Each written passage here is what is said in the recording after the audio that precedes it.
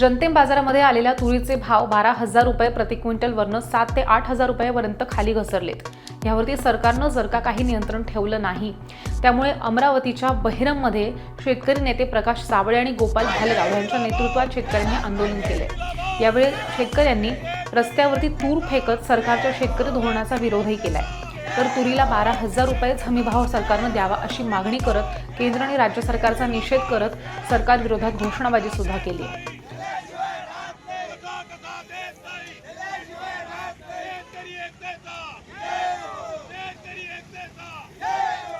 भगिनींनो, आज या निमित्तानं मला सांगायचं वाटतं, आम्ही ह्या दरवर्षी श्रद्धांजली का कार्यक्रम का घेतो त्यामागची आमची भूमिका स्पष्ट आहे की या जुन्या जाणत्या लोकांनी जी चळवळ उभी केली, चळवळ टिकली पाहिजे। कारण आजकाल परिस्थिती माहित आहे, दिल्ली पासून तर गल्लीपर्यंत जो चळवळीत काम करणारा माणूस आहे त्याला मिटवण्याचं काम पुष्कळ ठिकाणी मोठे भांडवलदार लोक करतायत, तुम्हाला मला माहित आहे।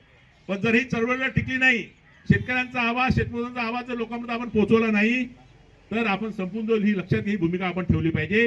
म्हणून येणाऱ्या काळामध्ये ही चळवळ टिकवण्यासाठी ज्या लोकांनी रणसंग्राम केला, ज्या लोकांनी आपलं रक्त सांडवलं, त्या रक्ताची जाण ठेवून, त्या रक्ताची किंमत ठेवून येणाऱ्या काळामध्ये आपली पुढची भूमिका आपण ठेवली पाहिजे, ही त्यामागची भूमिका आहे।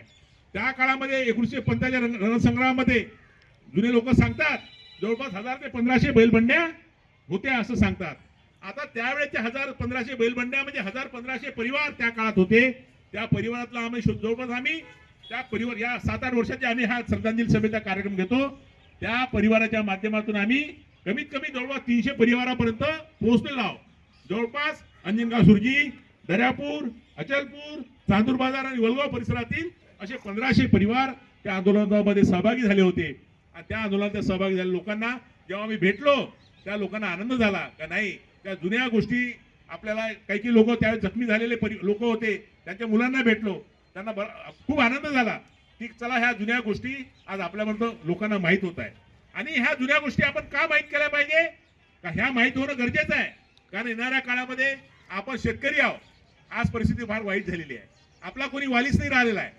सरकारला आपण दोष देतो, पण सरकार निवडून कोण आणतं? आपणच। सरकार म्हणजे ते नाही आहे, सरकार म्हणजे आपण जे लोकांना मतदान करतो, निवडून आणतो, म्हणजे आपण सरकार आहोत आणि आपण सरकारला दोष देतो। पण लक्षात घ्या, कोणतेही सरकार असो, ते काही असो, कोणती भूमिका असो, त्याच्यावर टीका टिप्पणी केल्यापेक्षा आपण सरकारला जागृत केलं पाहिजे की आमच्या मालाला भाव नाही, आमच्या शेतकऱ्याला आपण वेगळा निधी दिला पाहिजे, आमच्या शेतकऱ्याचे प्रश्न सोडवले पाहिजे, हे आपण म्हटलं पाहिजे।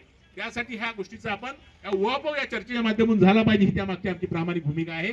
आणि या अनुषंगाने मागच्या वर्षी कापसाचं आंदोलन असल्यामुळे मागच्या वर्षी कापूस आंदोलन घेतलं होतं, यावर्षी तूर परिषद घेतली। तूर परिषद घेण्याची भूमिका एवढीच आहे का तूर उत्पादक शेतकऱ्याची चिंता तूर परिषद आहे। म्हणजे आज प्रत्येक शेतकरी यावर्षी मोठ्या प्रमाणामध्ये तुरीचं विक्रमी उत्पादन झालेलं आहे। एकरी 6-7 ज्या शेतकऱ्याला एकरी 6-7, 8-8 किलो सोयाबीन झालं, त्या मिश्र शेती पद्धतीमध्ये त्या शेतकऱ्याला आमच्याकडे एका एकरामध्ये 6 क्विंटल, 7 क्विंटल, 8 क्विंटल एकरी उत्पन्न होऊन राहिलं। लोकांना अपेक्षा होती की कमीत कमी आम्हाला 10,000 रुपये भाव मिळेल, आणि जर 7 क्विंटल तूर झाली तर 7 मध्ये 70,000 होतात। 70,000 मग आमचा 10,000 रुपये खर्च आहे, कमीत कमी 50-60,000 रुपये आम्हाला एका वर्षात उरतात, ही प्रत्येक शेतकऱ्याची भावना होती। परंतु गेल्या 2 महिन्यामध्ये पुढे आलेख पहा तुरीचा, गेल्या 2 महिन्यामध्ये या 2-2.5 महिन्याआधी तुरीचा भाव 1100 ते 12,000 रुपये होता, 11 ते 12,000 रुपये। त्या तुरीचा भाव आज 7,000 रुपये। शेतकऱ्याचा अपेक्षा भंग झालाय। एका क्विंटल मागे 5,000चं नुकसान जर शेतकरी सहन करत असेल, त्या शेतकऱ्याचं काळीज कसं असेल लक्षात घ्या। म्हणून या काळीजाची त्या शेतकऱ्याची भावना आपण शेतकऱ्यामध्ये पोहोचवली, शासनापर्यंत पोहोचवली पाहिजे, शासनाला जाग निर्माण करून दिली पाहिजे। कारण शेवटी ओरडल्याशिवाय तुम्हाला काही मिळत नाही। म्हणजे आपली माय पोरगा रडल्याशिवाय दूध पाजत नाही, तर आपलं मायबाप हे सरकार आहे, त्या सरकारपर्यंत आपली भूमिका पोहोचली पाहिजे, आपला आवाज बुलंद केला पाहिजे। या चर्चेच्या माध्यमातून आपण तूर परिषद घेतली आहे की आमचा आवाज शेतकऱ्याच्या मुंबईच्या ज्या लोक बसले आहेत त्यांच्यापर्यंत पोहोचला पाहिजे, त्यांनी आमच्या भावना समजून घेतल्या पाहिजे। आणि शेतकऱ्याचे जे संवेदनशील प्रश्न आहे ते संवेदनशीलता त्यांनी शेतकऱ्याप्रती बाळगून आमचे प्रश्न सोडवले पाहिजे अशी आमची अपेक्षा आहे। कारण तुरीचं उत्पादन यावर्षी विक्रमी उत्पादन असल्यामुळे या तूर उत्पादक शेतकऱ्यांनी तुरीचं उत्पन्न विक्रमी आहेच, पण या राज्यातल्या शेतकऱ्यांनी विक्रमी तुरीचं उत्पादन काढत असताना विक्रमी मतानं या आजचं सरकार जे निवडून दिलं, विक्रमी मतानं त्यांना बंपर विजय दिला असताना शेतकऱ्यांना अपेक्षा सरकारविषयी राहणारच आहे ती आपली भावना व्यक्त करणारच आहे. आणि जर कोणी म्हणत असेल लोकशाही मार्गाने जर आम्ही आमच्या भावना जर पोहोचवल्या नाही तर आपल्यासारखे मूर्ख कोणीच नाही. म्हणून शेतकरी हाच आमचा पक्ष, शेतकरी हाच आमचा धर्म, शेतकरी हीच आमची जात, या भूमिकेखाली वागून आपण प्रत्येक शेतकरी गटात विभागला असेल, प्रत्येक पक्षात असेल, ठीक आहे, प्रत्येक पक्षात राहा, प्रत्येक गटात राहा, पण जेव्हा शेतकरी हा विषय येते तेव्हा सर्व विसरून एकत्र आलं पाहिजे. ही काळाची गरज आहे. त्यासाठी या प्रकारे या बैरमच्या कापूस आंदोलन रणसंग्रहाच्या माध्यमातून आम्हाला सरकारला मेसेज द्यायचा आहे. आणि खऱ्या अर्थानं जेव्हा आम्ही आमचा आवाज बुलंद करू तेव्हाच खरी ज्या शेतकरी नेत्यांनी, ज्या विठ्ठलराव दुतोंडे सारख्या काही शेतकऱ्याने इथं रक्त सांडवलं, जर आपला आवाज जर बुलंद केला नाही तर ही खरी श्रद्धांजली ठरणार नाही. म्हणून म्हणतो की आपला आवाज बुलंद करण्यासाठी आपण आपल्या भावना सरकारवर पोहोचवणं हीच खरी या शेतकरी नेतृत्वांना आणि दिवंगत शहीद शेतकऱ्याला खरी श्रद्धांजली ठरेल असं माझं वैयक्तिक आणि प्रामाणिक मत आहे. म्हणून माझी भूमिका एवढीच आहे. जरी आज आपण मोजकेच लोक जरी असलो पण ही शहीदांची, शेतकऱ्यांची श्रद्धांजली सभा आहे आणि दरवर्षी आपण त्यांची आठवण, त्यांच्या स्मृती जपण्याचं काम आपण सर्व मिळून करतो. आणि जोपर्यंत आपण हयात आहोत तोपर्यंत चंद्रा काका ह्या स्मृती आपण जपण्याचा प्रामाणिक आपण प्रयत्न करू रामदास भाऊ. आणि हे केलं पाहिजे कारण येणाऱ्या पिढीला लोकांना माहीत झालं पाहिजे. कारण बैरमचा 1975चा तो कापूस आंदोलन आहे, हे ऐतिहासिक आंदोलन आहे.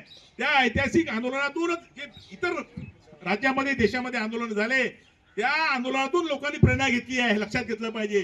जुन्या पुस्तकामध्ये त्याची नोंद आहे. त्यामुळे बैरमचा सत्याग्रह हा छोटा मोठा सत्याग्रह नव्हता, छोटा मोठा आंदोलन नव्हतं. याची दखल त्यावेळेच्या मुख्यमंत्र्यांनी, त्यावेळेच्या सरकारने घेतली होती. त्यामुळे हे आंदोलन अतिशय मोठं आंदोलन होतं. दादासाहेब हावरे सारखं नेतृत्व, भाऊसाहेब साबळे सारखं नेतृत्व, शंकरराव बोबडे सारखं नेतृत्व त्या मागे होतं. आणि त्यांनी त्यावेळेस तेव्हा मोबाईल नव्हता, काहीच नव्हतं. एका हाकेनं 1500 बैलबंड्या एका आवाजाने इतर येतात तर किती मोठी जनजागृती त्यावेळेस शेतकऱ्यांमध्ये होती. आज जर आपण फोन करून, पत्रिका जाऊन, घरी जाऊन कोणाला निमंत्रण देतो तर कोणी शेतकरी यायला तयार नाही. हे आमचं दुर्दैव आहे. म्हणून काही असो, आम्हाला गर्दी नको, आम्हाला दर्दी लोक पाहिजे. आणि या दर्दी लोकांच्या माध्यमातून आमचा येणाऱ्या काळामध्ये आवाज आम्ही बुलंद करू. धन्यवाद. जय हिंद, जय महाराष्ट्र.